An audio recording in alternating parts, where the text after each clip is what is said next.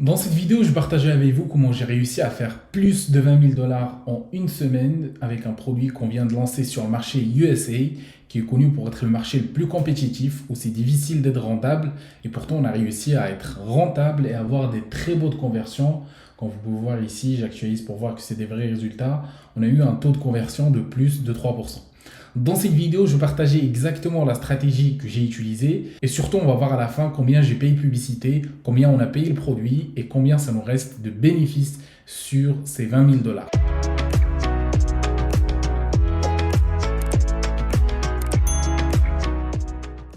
Donc, je vais commencer par le produit. Comment trouver un produit qui va bien marcher aux États-Unis?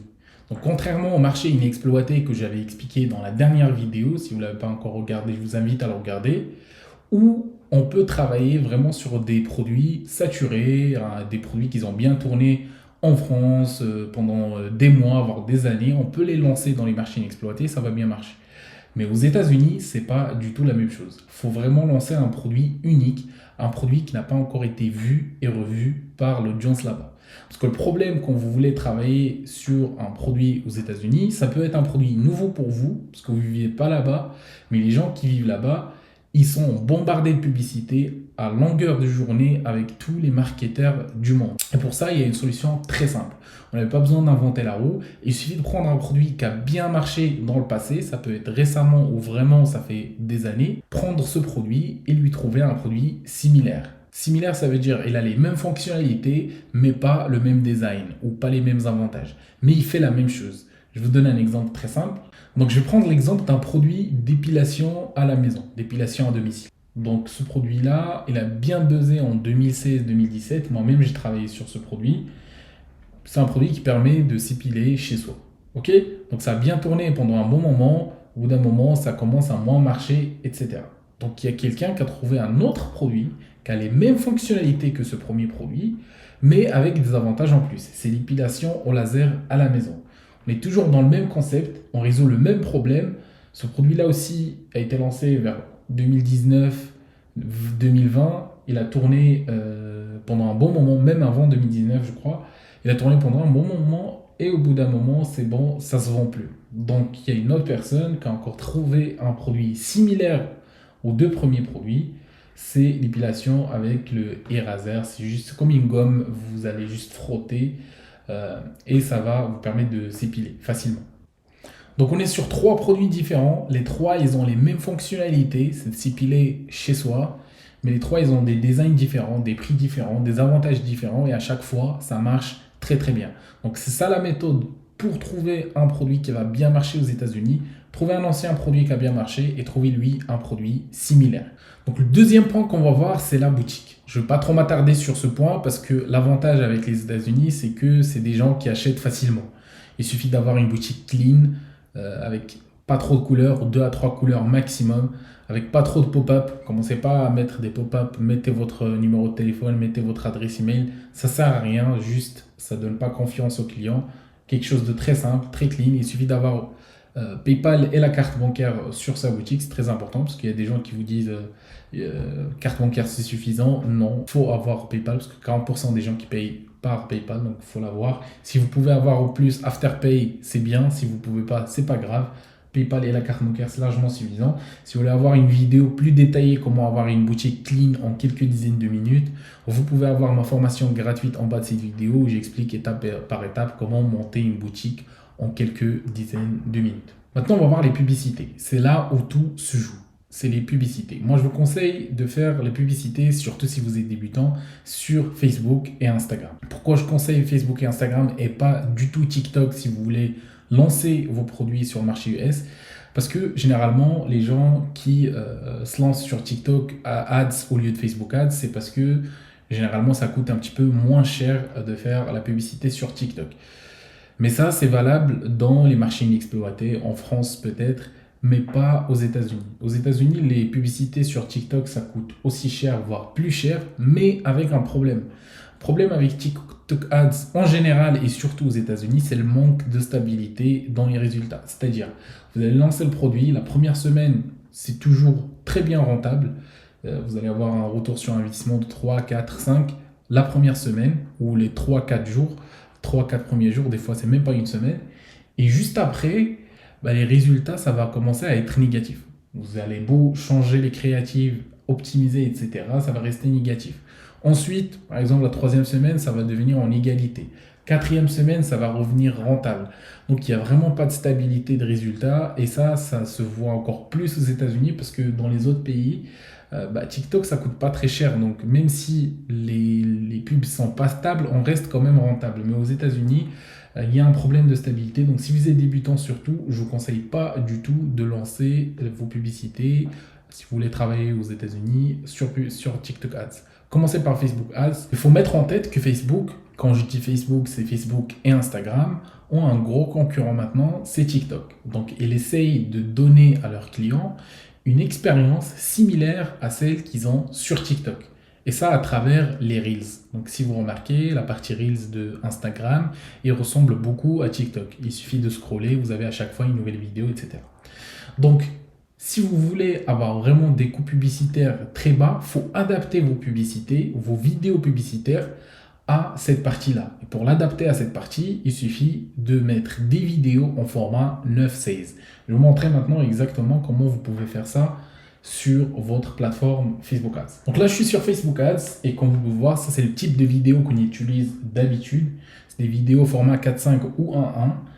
C'est très bien sur Facebook, sur le feed d'actualité, etc. Mais sur les formats Reels, comme vous pouvez voir, on va regarder les Reels ici, il y a du noir en haut et en bas. Il faut que la vidéo remplisse tout le Reel. Et pour faire ça, il suffit de laisser votre vidéo dans le fil d'actualité, etc. comme il est, et la changer uniquement dans la partie Reels. Vous venez dans Story et Reels, vous changez, vous venez dans Changer et vous importez la vidéo en format 9:16, très bien adapté au format Reels. Donc en plus du format 9:16 que vous devez ajouter à vos publicités, il faut aussi être conscient qu'il faut ajouter de nouvelles créatives chaque semaine. Facebook a envie de montrer à chaque fois à ses clients un nouveau contenu. Si vous remarquez sur TikTok, vous n'avez jamais la même vidéo qui se répète. Pareil sur les Reels, donc Facebook a envie de donner la même expérience à ses clients. Donc il faut toujours ajouter des nouvelles créatives. Vous n'êtes pas obligé de, à chaque fois, inventer une vidéo. Vous prenez juste les vidéos que vous avez. À chaque fois, vous faites un mélange. Le début de la première avec la fin de la deuxième, etc. Le plus important, c'est de donner à vos publicités à chaque fois des nouvelles créatives et ne pas laisser la même publicité tourner pendant 3-4 semaines avec les mêmes vidéos. Donc ça, c'est le deuxième point. Le troisième et le dernier point, c'est que faut que le créative vidéo inclue une voix off. Comme celle que vous avez sur TikTok ou peu importe, faut une voix off qui parle du produit avec un sous-titre. Vous faites juste ce genre de vidéo, les vidéos à l'ancienne de type juste une musique dans le background avec un petit peu de texte, etc. Ça marche plus très très bien, surtout aux États-Unis. Faut avoir une vidéo d'actualité, c'est-à-dire une voix off avec les sous-titres. Donc ça, c'est pour les créatifs. Quatrième point qui est obligatoire quand on travaille aux États-Unis, c'est le retargeting. Vous ne pouvez pas se permettre de laisser des clients que vous avez payés très cher arriver sur votre boutique et partir sans acheter alors qu'ils ont montré un intérêt à votre produit. Vous devez les recibler. Et ça se fait sur deux côtés. Premier côté, c'est le côté publicité. Vous allez créer une audience personnalisée, vous allez cibler les gens qui ont par exemple ajouté au panier mais ils n'ont pas acheté, ou les gens qui ont juste visité la page mais ils n'ont pas acheté. C'est très simple, vous pouvez le faire en 5 minutes sur votre plateforme publicitaire et ça vous donne des résultats de fou, surtout sur le marché US. Ça, c'est le premier point. Le deuxième point, il faut les cibler aussi en interne, c'est-à-dire les gens qui ont laissé leur email, leur numéro de téléphone, il faut les recibler. Pour les emails et les SMS, vous pouvez utiliser une application qui s'appelle SMS Bump. Et pour vous montrer l'importance de cibler, recibler par les SMS, je vais vous montrer avec un seul SMS dans une boutique, il nous a généré plus de 30 000 euros. Je vais actualiser pour voir que c'est des vrais résultats. Donc, avec juste les SMS, donc on a des SMS qui ont généré 5 000. Cet SMS, un seul programmé, il a généré 7 000. On a un autre, et c'est ça que je voulais montrer, qui nous a généré 38 000 dollars. Juste un seul SMS, il a été envoyé à 4 000 personnes. Il y a 792 qui ont cliqué et ça nous a généré à peu près 40 000 dollars juste avec un seul SMS. Il ne faut pas le voir comme un plus, on peut le faire, comment on peut le faire. Non, quand vous travaillez aux États-Unis, publicité ça coûte cher, donc vous ne pouvez pas se permettre de laisser les clients qui ont montré un intérêt à votre produit partir sans les recibler. Sur Facebook, avec les publicités et aussi en utilisant les coordonnées qu'ils ont laissées, leur numéro de téléphone et leur adresse email. Maintenant, on est arrivé à la dernière partie où on va analyser les résultats qu'on a obtenus pour voir combien on a fait de bénéfices. Donc, on est sur mon dashboard Shopify. Je vais actualiser pour voir que c'est des vrais résultats. On est sur la première semaine d'avril, c'est-à-dire ce mois-ci. Je ne vous présente pas des résultats qui datent du je ne sais pas combien. Je présente des résultats de maintenant, de la première semaine de ce mois. Donc, on est de 1 au 7. On va regarder. On a fait 20 832 dollars. Sur notre dashboard Facebook, je vais vous montrer. Donc, pareil, on est sur la même période. Je vous montre maintenant, update. Comme ça, vous regardez que c'est des vrais résultats. J'actualise. On est sur la première semaine d'avril. Donc, on a dépensé 7 168. Et on va calculer maintenant combien ça nous fait de bénéfices. Donc, on a fait 20 000 dollars 832 de chiffre d'affaires. On a dépensé 7 168. Le produit, ça nous coûte aux alentours de 8 euros. On a fait 539 ventes. Ça fait au total 4 312 dollars. Les frais de paiement et Shopify, parce que, comme vous savez, quand un client paye par PayPal ou par carte bancaire, il y a des frais qui sont prélevés par les processeurs de paiement ainsi que par PayPal. Moi, j'ai mis en global, ça fait 5% de chiffre d'affaires, ce qui représente 1041 dollars. Donc, on se retrouve au total sur une semaine uniquement, sachant que c'est un produit qu'on vient de lancer. En une semaine, on a fait 8 311 dollars sur le marché US, ce qui représente à peu près 39,8% de bénéfices. Et si vous faites de l'e-commerce ou du dropshipping, vous savez très bien que les taux de bénéfices d'habitude sont aux alentours de 20%. Donc, on est sur à peu près le double, ce qui est très très bon. Donc, je tiens à préciser que sur le marché US, la première semaine de testing, généralement, elle n'est pas rentable, ce qui est tout à fait normal parce que le coût publicitaire est élevé. Donc, si on dépense par exemple 100 ou 150 dollars pour tester un produit, ça ne va pas nous ramener énormément de clients et donc le pixel ne va pas être vraiment chauffé pour connaître les clients, optimiser les pubs, etc. Donc, ça prend un petit peu de temps par rapport au marché inexploité, mais au bout de la deuxième semaine, normalement, si vous suivez ce que je vais vous montrer ici, si vous appliquez toutes les stratégies que j'ai montrées ici, ça va commencer à être rentable.